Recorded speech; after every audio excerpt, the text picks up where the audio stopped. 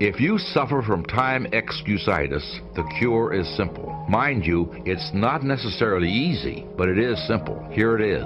Resolve now never to say, I don't have the time or I'm too busy. Always seek ways to accommodate new challenges in your job or special assignments or extra time with your family. You may find yourself slipping back into the excuse from time to time, but if you do, catch yourself. When you're about to say, I don't have time, change your mind. It often helps to budget your time, just like you might budget your money. Sit down and write out a time plan. Strive to become that busy person that people seek out for special challenges, instead of another victim of excusitis. Remember, everyone has the same amount of time. The difference is in how you use it. Look, with my health the way it is, I just do what I can to get by.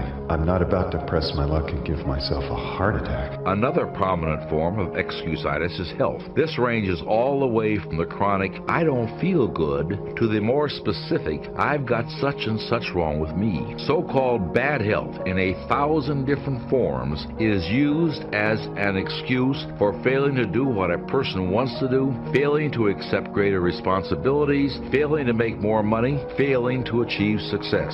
Millions and millions of people suffer from health problems. But is this really a legitimate excuse in most cases? Consider for a moment the other side of the coin. The people who become fabulously successful in spite of health problems and who didn't use health as an excuse. Franklin D. Roosevelt was confined to a wheelchair much of the time by polio, but he still served nearly 4 terms as president. John F. Kennedy was hampered by severe and sometimes crippling back pain, but he never publicly complained. Itzhak Perlman, one of the world's great violinists, has to walk with the aid of crutches. Arthur Ashe, the tennis champion, had his athletic career tragically foreshortened by heart trouble, but he went on to great success in business. There are scores of successful people in every walk of life who suffer from diabetes, multiple sclerosis, and other so-called debilitating diseases, but they don't use them as excuses. The point is simply that your physical condition doesn't need to hold you back, and for most people, health is simply no excuse for lack of success. Doctors will tell you that the perfect specimen of the human animal simply doesn't exist. There's something physically wrong with everybody. Many people surrender, in whole or in part, to health excusitis, but successful people don't. The more you worry about your health, the worse you are going to feel. Not only that, but the more you tell other people about your bad health problems, the worse you're going to make them feel too. You see, whenever you tell someone, I feel rotten today, or I have a headache, you're really telling them, I'm a little bit dead today. And nobody, but nobody, wants to be around a dead person. The plain truth is, there are only 2 people in the world who really want to hear you complain about your health problems. One is your doctor, and the other is your mortician. Nobody else cares. Nobody else wants to hear about your bad health. Now look at the other side. When you tell someone, I feel great, look what happens.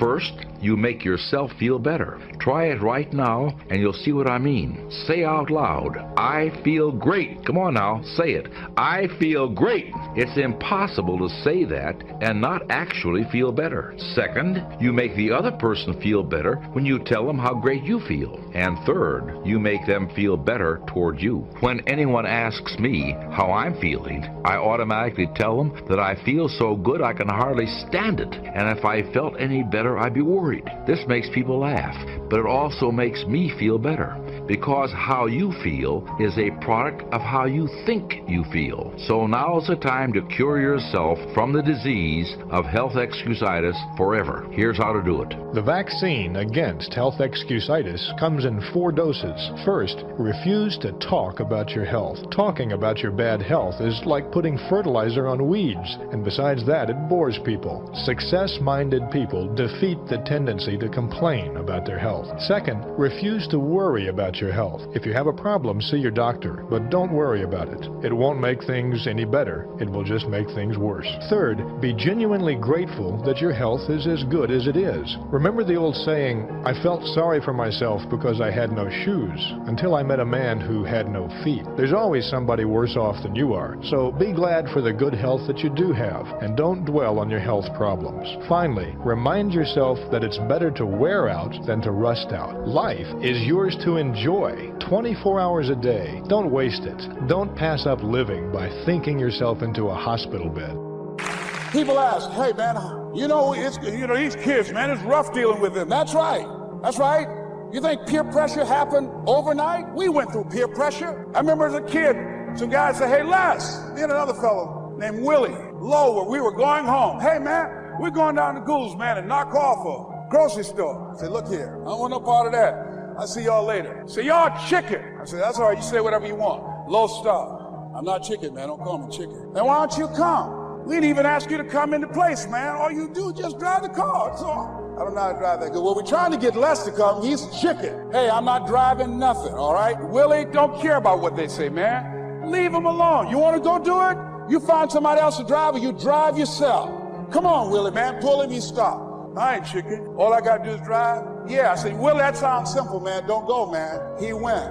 And the next day we read the newspaper where when they robbed the store, when they came out running to a car, the merchant, the man who owned the store, came out just shooting wildly, and he hit the driver in the head. So peer pressure didn't just start in the 90s or the 80s. It's difficult and it's challenging for kids right now. And it's going to take some easy, simple methods to help bring them out of this madness, this insanity. No. Is it hard? Yes. Let's look at what we've been doing. What has worked? What has not worked? Let's look at where we want to go. What is it that we want to produce? What is it that we want to create for our young people? And as we think about that, start experimenting with different methods and techniques to create and to produce that. And begin to believe that it's possible through our commitment, through our vision, through our determination, our relentlessness. Because of our belief, it's possible that we can reduce the teenage homicide rate, the teenage pregnancy rate, the dropout rate. That it's possible, looking at what kind of world are they going to be in? As we look at the global economy, that as we begin to use our collective will and genius and resources, it's possible that we can create an educational system that not only will test their minds with information and facts and figures, but will teach them how to think and be creative. And what does it mean to be a human being and to value human life? And how do you make relationships work? How do you bounce back from adversity? It's possible that we can give them a curriculum that will give their lives a sense of purpose and direction and meaning, and teach them how to begin to know and operate on a higher level of being, where they become assets to our society rather than liabilities. What if we leave here with that kind of consciousness that it's possible, as opposed to saying we have to write this generation off, that it's possible that we were born for such a time as this and that, that maybe someone here has the idea or the method or some plan of action or an approach that can resolve many of the problems that we're facing with young people today. Whatever we have to do to save our children, it's worth it. Now, we bring more to the next week. We bring more to the next month. We bring more to the next year. If you follow this absorb, respond, and reflect. I said to my father, when he was about to turn 76, his 76th birthday, I said, dear father of mine, can you imagine what it's going to be like to gather up the last 75 years of your life and invest them in your 76th year? What a difference of philosophy, rather than just hanging on one more year. Gather up 75 and invest them in the next one. Gather up the last 6 years and invest it in the next year. See, that's so powerful in communication, which we're going to study soon. So powerful. So consider this. 1, the ability to absorb. 2, the ability to respond. 3, the ability to reflect. Here's number 4, develop the ability to act. Take action. Not hasty if it isn't required, but don't lose much time. Here's the time to act. When the idea is hot and the emotion is strong. That's the time to act. You say, Mr. Rohn, I'd like to have a library like yours. See, if you feel strong about that, what you got to do is get the first book and then get the second book. Before the feeling passes and before the idea gets dim, action pronto. Action immediate. Action as soon as possible. Because if you don't, here's what happens. We call it the law of diminishing intent. We intend to when the idea strikes us. We intend to when the emotion is high. But now if you don't translate that into action fairly soon, now the intent starts to diminish.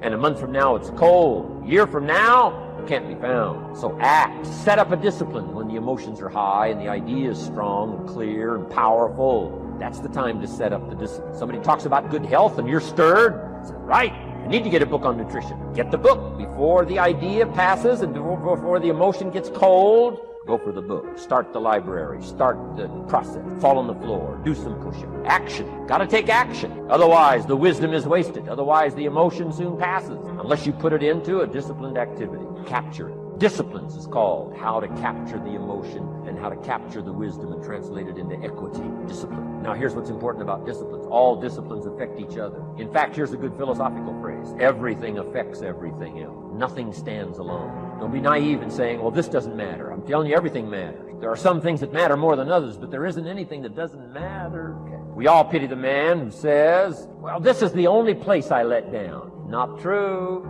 Key to take home. Every letdown affects the rest of your performance. Every letdown affects the rest. This is part of the educational process on personal development. If you don't take the walk around the block, you probably won't do the apple a day. If you don't do the apple a day, you probably won't start building your library. If you don't build your library, you probably won't keep a journal, and you won't take pictures, and then you won't do this, you won't do wise things with your money, won't do wise things with your time, won't do wise things with your possibilities and relationships, and the first thing you know, 6 years of that accumulated, and we say you have messed up.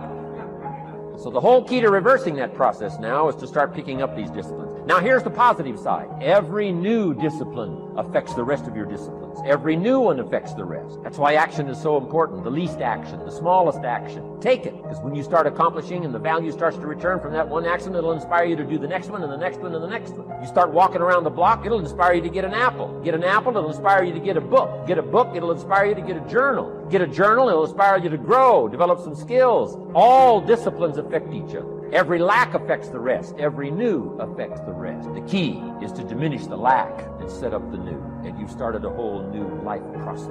Key. Also, one more thought on discipline. Here's the greatest value of discipline: self-worth, self-esteem. People are teaching self-esteem these days, but they don't connect it to discipline. The least lack of discipline, and it starts to erode our psyche. One of the greatest temptations is to just ease up a little bit, right? The slightest lack of doing your best starts to erode the psyche. Instead of doing your best, doing just a little less than your best. Sure enough, you say, well, it's just going to affect my sales. No, it's going to affect your consciousness. It's going to affect your philosophy. Now you've begun in the slightest way to affect your own philosophy. Here's the problem with the least neglect. Neglect starts as an infection, and if you don't take care of it, it becomes a disease. And one neglect leads to another. And the worst of all, when neglect starts, it diminishes our self-worth, our self-confidence, our self-value. You say, well, how can I get back my self-respect? I'm telling you, you don't have to go to 29 classes. All you have to do is start the smallest discipline that now corresponds to your own philosophy. Like I should, and I could, and I will. No longer will I let neglect stack up on me so that I will have the sorry scenario 6 years from now, giving some excuse instead of celebrating my progress. That's the key to discipline, okay? Let's get kids involved in the least of discipline. One more, and then one more, and then another one, and then another one, and then some more. And the first thing you know, you're starting to weave the tapestry of a disciplined life into which you can pour more wisdom and more attitude and more strong feeling, more faith and more courage. Now you've got something, a vessel in which to put it. And now the equities start to flow. And the early return, I'm telling you, if you'll start this process, the early return will have you so excited. You'll commit yourself to this strategy for the rest of your life. You'll never go back to the old way. Join a new crowd. Join a new group. The disciplines to do. Take action. There are people in your life who are just hanging on to you, pulling you down, negative, don't believe. They just they like dead weight. You gotta let them people fall off, man. You gotta let these people go. Because when you get rid of them, then you can orbit to where God wants you to go. So that's what you have to remember about the journey. That you are going to lose people along the way. The whole time you're going to lose a lot of people. So I hope that makes sense to you, you know. When I speak, I don't use paper, you know, I don't write and then talk. I only come if people will allow me to say what's in my heart, you know. I don't like writing it down. I know my life. If you ask me about my life, I don't gotta write that down. I've been living this the whole time, so I speak. I don't want to offend anybody. I speak. I'm kind of loud, you know. See, like the baby, I'm kind of loud, you know. And so that's how I talk the way I talk, because I'm passionate. I want young people to get to where God has planned for you. I want, and that's why I'm so passionate, because you can be great, but you have to make the decision to be great. This is a decision. God gives us the power of choice. You get to decide if you want to work at the bank, if you want to ride a bus, if you want to sail the ocean. You get to make decisions. You've got to make smart decisions for your life, but you have the power. And when you include God, you have the power to be anything. You can be great or you can be nothing. You have to make the decision. If you like being nothing, it's okay. It's okay. I don't want to be with you, but you can make the decision. But what you cannot do is allow your friend next to you who has decided to be nothing to cause you not to be nothing. That's what you got to be careful of. If your friend don't want to do the things that's necessary, you should stop being his friend. I started out in door-to-door sales. By mistake, but I did, and it changed my life. I admire what you're doing.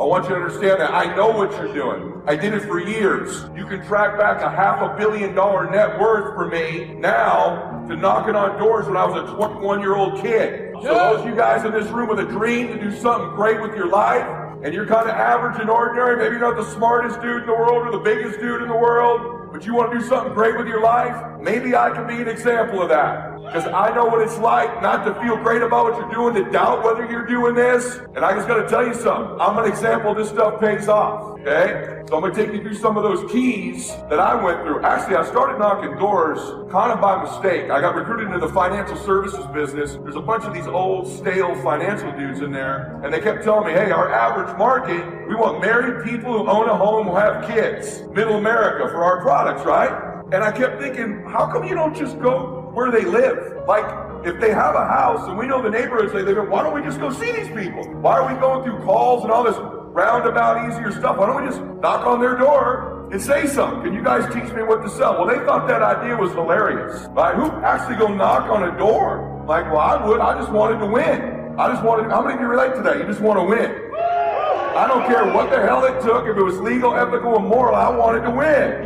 And so to dick around with me, like, so what's the script? Give me the script. This dude's name was Frank. I won't say his last name because they're all out of business now. But I remember Frank and him laughing. He's like, oh, because we were in the life insurance business. He goes, best thing to say, reverse psychology. Just when you knock on the door, when they open the door, go, you don't want to buy any life insurance, do you? I was stupid enough to think that was the real script. They were dicking around with me at the time. So I went out on that Saturday and knocked on about 200 doors. And everybody that opened the door, this dumbass little kid, me, I'd go, hi, I'm at Mylett. You don't want to buy any life insurance, do you? And the vast majority would go, no, bam, and shut the door in my face. But one of them that day, one of them said, matter of fact, I do. We just had some guy here that was trying to rip us off. We are trying to buy some life insurance, but I'm trying to find somebody ethical who can do it. I said, I'm your guy. I literally walked in their house and sold them the insurance that day.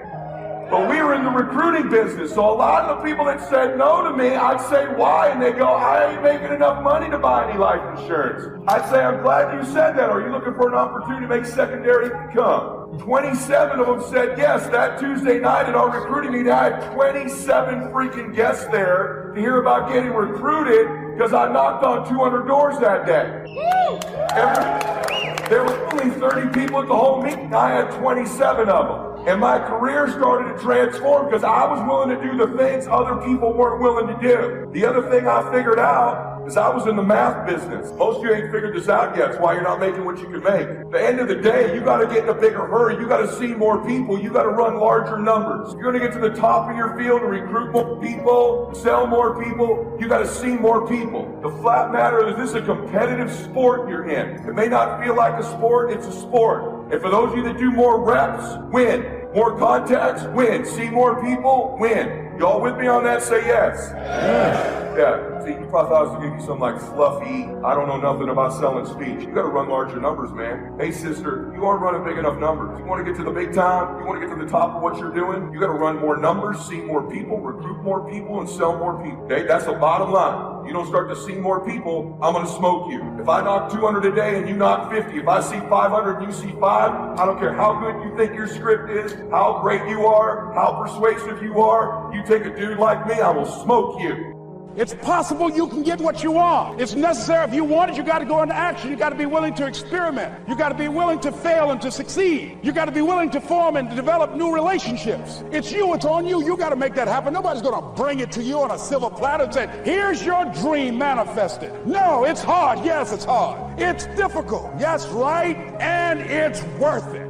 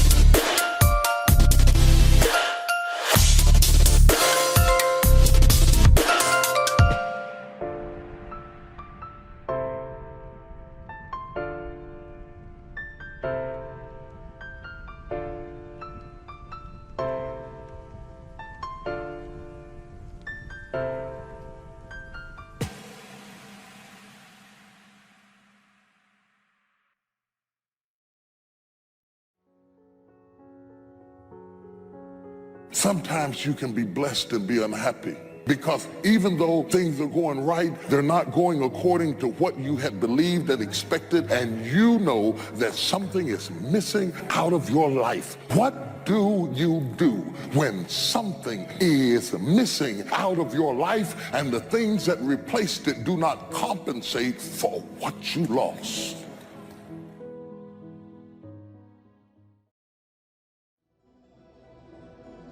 If you don't know exactly what you want, or you let yourself get beyond that into something general, you're not going to achieve it. Clarity is power. You got to know the specific result you're after. What do you want? Why you're doing it? Because you know what? You may get a big goal. Somebody says, I want to make $1 billion. I want to bring peace to the earth. Why? Because as soon as you come up with a goal, all the obstacles show up. There are moments in our lives that we feel completely alone. We feel as though no one knows what we're going through. It is because of the uniqueness of the challenges that confront you are so unique to you that you feel like I'm up against it all by myself. So you got to get yourself past that. The way to get past that is have enough reasons. Reasons come first, answers come second. Task intelligence, you got to know why you want it, have enough drive to make it happen, enough juice to make it happen. If you don't have enough reasons, you will not make it happen. What is going to get you to actually fall through? Because the first plan's not going to work and the second plan's going to work, so you better have enough plans. If the first two don't work, you still got something else. Otherwise, you're going to be having excuses why it didn't work.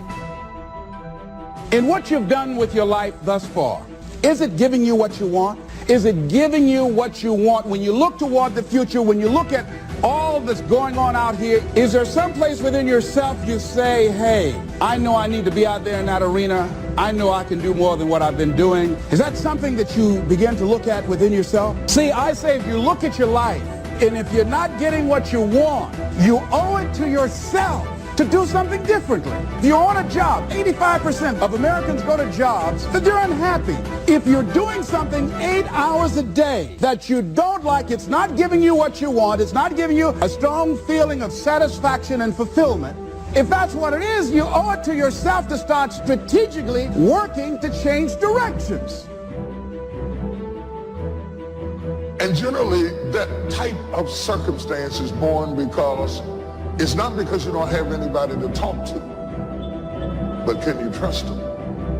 Eventually, even the most disciplined amongst us, the corners of your mouth will droop down. Your smile will turn into a frown. Eventually, even if you have to wait till everybody's gone to sleep, a tear will run across the bridge of your nose because you're dealing with stuff that is so deep and so complicated that you feel like you're in it by yourself. But you are not alone in the battle. You're not alone in the struggle. That God has a strategy. And when it's all over, you're going to see that even though you couldn't see him, he was there all the time. Most people will resist change. Most people will fight change as if change would be worse than what they're experiencing. Most people will not challenge the unknown. They won't just step out there. See, there are certain things that's got to be in place. They got to see it all together. And life isn't like that. That's not how you grow. As you begin to look toward the future, begin to know that whatever it takes for you to create that, you got that. You've got genius in you. You've got goodness in you. If you decide to take the initiative to change the current quality of your life, I say to you that you will find that the universe is on your side. I've always been told how average I can be. Always been criticized about being average. But I want to tell you something. I stand here before you, not listening to those words, but telling myself every single day to shoot for the stars, to be the best that I can be. Good enough isn't good enough if it can be better, and better isn't good enough if it can be best. Turn your wounds into wisdom. You will be wounded many times in your life. You'll make mistakes. Some people will call them failures. But I have learned that failure is really God's way of saying, excuse me, you're moving in the wrong direction. Other than death, all failure is psychological. Other than death, all failure is psychological. Think about that. If you aren't dead, then it's just psychological. It does not mean that you won't lose some battles, because you will. We all will. But it does mean that as long as you don't surrender, as long as you don't give up, as long as you don't quit, then you haven't failed. It just means you've made a temporary tactical retreat, a brief withdrawal, so that you can regroup and reattack If you get beat, unless you're dead, you are not defeated. And you have not failed. What you've done is you've learned. You've gained experience. And you're still alive. So get up and go get after it. We all live in this bubble. What you got to do to get the life that God wants you to have, you got to put more air in your bubble. You got to blow your bubble up. Expand yourself. Take yourself out your comfort zone. Put some more air in your bubble. If you stay in your comfort zone, that's where you will fail. You will fail in your comfort zone. Success is not a comfortable procedure. It is a very uncomfortable thing to attempt. So you got to get comfortable being uncomfortable if you ever want to be successful.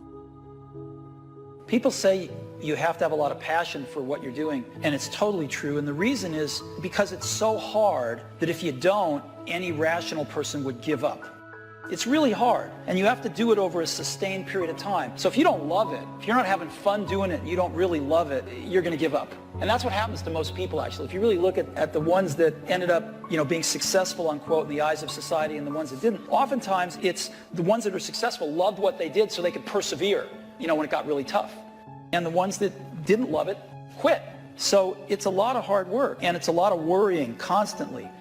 If you don't love it, you're going to fail. So you got to love it. You got to have passion.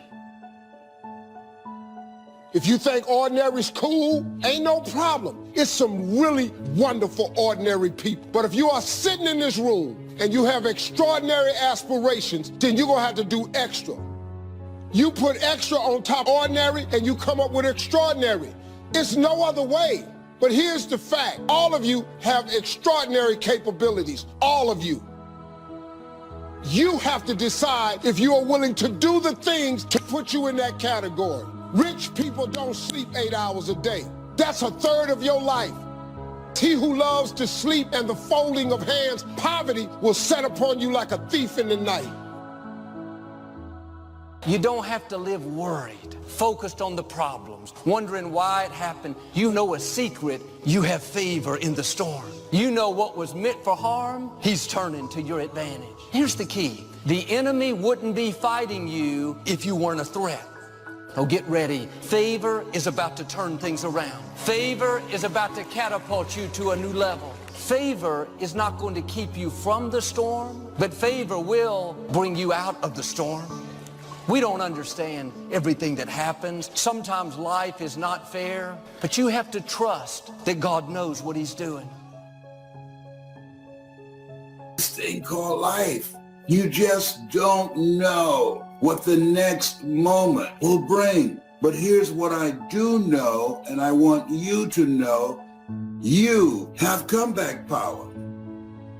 When something happens to you, don't buy into what has happened to you. Buy into, I'm getting up out of here. I'm going to change this situation. This does not work for me, and I don't have the luxury of being depressed and angry. I need to clear my head. This is no time to do something stupid, like hurt yourself. No. So get serious about your goals, business goals, financial independence goals, family goals. I mean, there's so many things to work on this. If you don't get busy and work on it, sure enough, the time will pass. And sure enough, 5 years from now, you'll wind up where you don't want to be, wearing what you don't want to wear, driving what you don't want to drive, being what you don't want to be. Now's the time to fix it. Your goals are affecting you, whatever they are. Your goals affect your attitude, personality. All day long, we're being affected by our goals. You got to clear your head so that the decision that you make represents the best in you. People who don't stop to clear their heads, they react. They don't respond. Be still and know that you're going to get through this. You're going to get through this. And you don't want to be radical. You don't want to be erratic. Just be still and know, I'm going to get through this. You got to assure yourself. You have to encourage yourself. You have to clear your mind.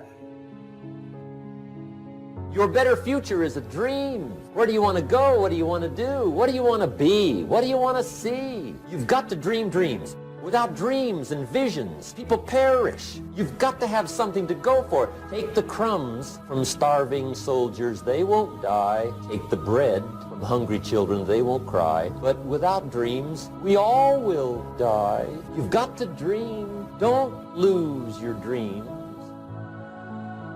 Becoming something unique on your journey here, don't lose your dream. That's long-range goals. Got to have those. Because if you set up something short-range, go for it, get it, latch onto it, work hard, accomplish it. That starts building your strong feelings to go for your dreams.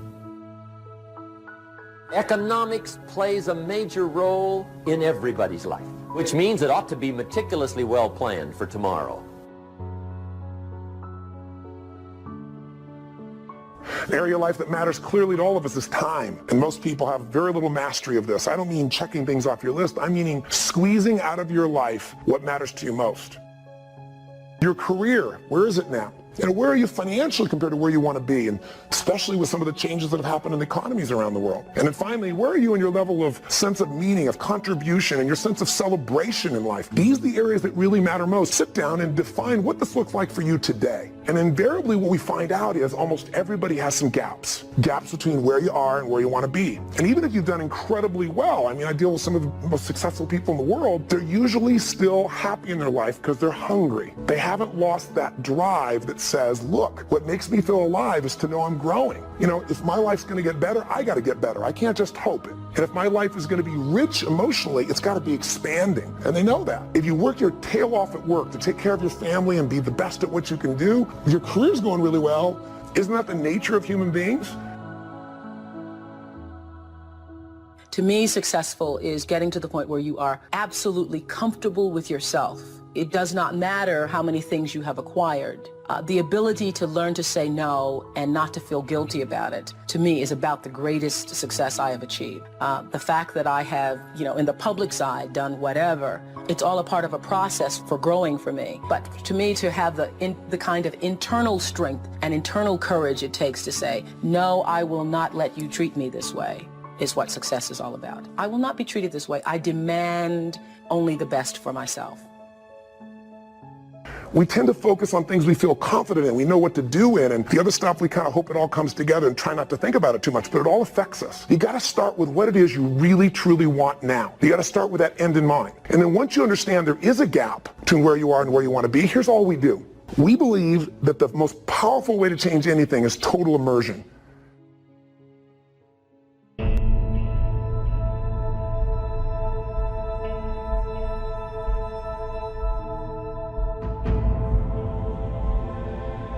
No matter what happens to you, it ain't over. As long as God wakes you up, that means he ain't through with you yet. And if he wakes you up, you got a shot to correct it and get it right. And he kept waking me up. So I figured, okay, God wakes you up. That also means that he has something for you that you've yet to receive. You can take my car, I can get another one. You can take my house, I can get another house. But when you take my time, you have taken something from me that is totally irreplaceable.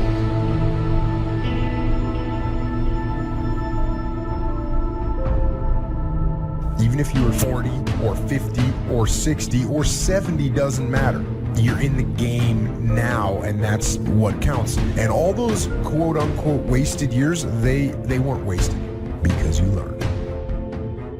Learned about what it's like to be weak, and the knowledge that you learned about those things is fuel to make sure that it never happens again. Because you know what is out there, and you know how bad it can get. I say you embrace what you learned from the weak days. Let them make you even stronger. And you use your own personal transformation that you've made in life. Use that to help other people transform and get on the path as well.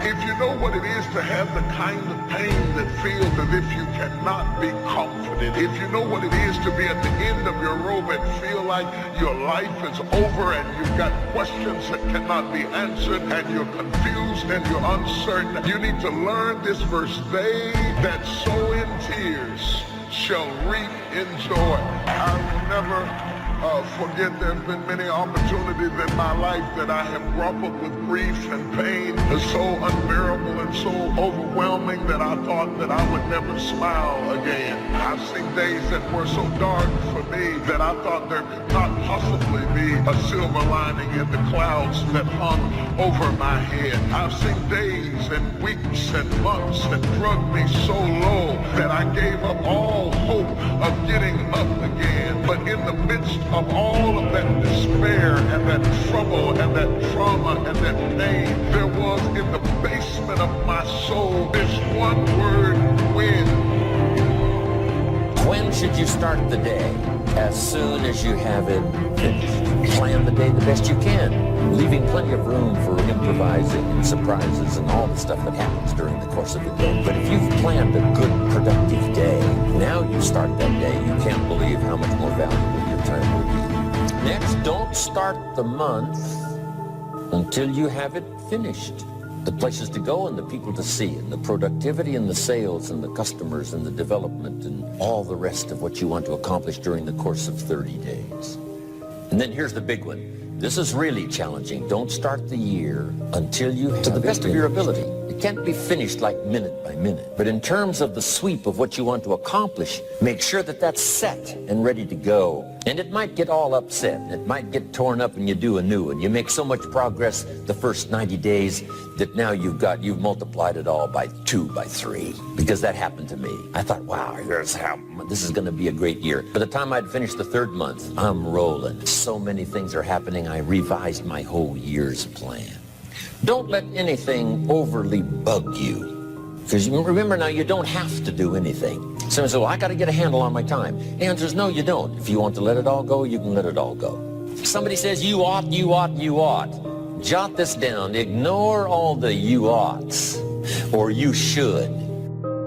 Take charge of your life. Take charge of your time. Take charge of your resources, which we're going to talk about next. Take charge of your health. You're the one that's responsible for it. It's not a requirement of society that you not have a heart attack and take care of your family, but you must make it a requirement of yourself. You will be okay. There's nothing has been wasted. Like I say, successful people don't make the right decisions, they make their decisions right. And you have an opportunity right now to make things right inside and out. When you say you're depressed, you've got to understand that depression is the opposite of expression. So what you're literally doing is stuffing down and depressing something that wants to come up and rise out. I wouldn't be surprised if you had like jaw, ear, or neck pain having to do with expressing yourself, speaking your truth. So yeah, you're depressing yourself. Stop it. Speak up, speak your truth. Now, right, once you get that off your chest, now it's time to turn the flashlight in and discover what your truth is. We are living in a generation of the dumbing down of ideas because we have traded effectiveness for busyness. We are so busy and we think because we're busy, we're effective. But I want you to challenge your schedule for a minute and ask yourself, are you really being effective? Or is your life cluttered with all kinds of stuff that demands you and drains you and stops you from being your highest and best self? And are you substituting busyness and all the chaos that goes along with busyness from being effective? It's easy to get faked out by being busy. Guy comes home at night all exhausted, falls in the chair and says, oh, I've been going. Here's the big question. Doing what? It's not the going. Some people are going, and they're doing figure eights. So don't mistake movement for achievement. There's a lot of things you could take from me and I could make it. You could take my suit, I got another one. You could take my car, I could get another one. You could take my house, I could get another house. But when you take my time, you have taken something from me that is totally irreplaceable. We do everything except the most important thing is to value our time. It takes time to be creative. You were meant to be creative. You have creativity. If you had time, you would be creative. better have a valued goal, because otherwise you can't get any positive motivation working out. And so the more valuable the goal, in principle, the more the microprocesses associated with that goal start to take on a positive charge. Well, you get up in the morning and you're excited about the day. You're ready to go. What you do is you specify your long-term ideal. You do that in some sense as a unique individual. You want to specify goals that make you say, if that could happen as a consequence of my efforts, it would clearly be worthwhile. The question always is, why do something? Because doing nothing is easy. You just sit there and you don't do anything. That's real easy. And then the next question might be, well, where should you look for worthwhile things? And one would be, well, you could consult your own temperament. So you do a structural analysis of the subcomponents of human existence. And you need a family, you need friends. Like, you don't need to have all these things, but you better have most of them. Family, friends, career, educational goals, attention to your mental and physical health, etc. You know, that's what life is about. And if you don't have any of those things, well, then all you've got left is misery and suffering. So that's a bad deal for you. Don't mistake courtesy for consent. If somebody's pleasant and they nod, you say, oh, they're going to buy. No, they're courteous. You can't mistake courtesy for consent. Now, here's a big one, concentration. I had to learn this. All those years ago, I'm in the shower trying to compose a letter. Found it turns out to be a strange letter. So here's what I learned to do. Save the work till you get to the office. Save the work till you get to the work. Don't try to get to the office on the way to work. On the way to work, enjoy the way. In the shower, enjoy the shower. Then go to work when you get to work. Concentration. Learn to say no. I'm telling you, in such a social society we have now, it's so easy to try to be a nice person, saying yes, yes, yes to everything. Find yourself overloaded. Now you got to call and make well, gosh, you know, all the time it takes to back out of something that you said yes to too quickly. Here's what might be better. I don't think so, but if that changes, I'll call you. Little things you can use not to overcommit yourself. But once you set up that goal structure, let's say, and that's really who it is that you're trying to be, you aim at that. And then you use everything you learn as a means of building that person that you want to be. And I really mean want to be. I don't mean should be, even those things are going to overlap. That's fine, except you'll fail all the time then. You just won't know it until you've failed so badly that you're done. And that can easily happen by the time you're 40. I would recommend that you don't let that happen. Okay, so once you get your goal structure set up, you think, okay, if I could have this life, looks like that might be worth living. Anxiety-provoking and threatening, and there's going to be some suffering and loss involved and all of that. The goal is to have a vision for your life such that, all things considered, that justifies your effort. Then you turn down to the micro routines. It's like, okay, well, this is what I'm aiming for. How does that instantiate itself day to day, week to week, month to month? And that's where something like a schedule can be unbelievably useful. It's like, make a damn schedule and stick to it. It's not a bloody prison. Set the damn schedule up so that you have the day you want. That's the trick. It's like, okay, I've got tomorrow. If I was going to set it up so it was the best possible day I could have, what would it look like?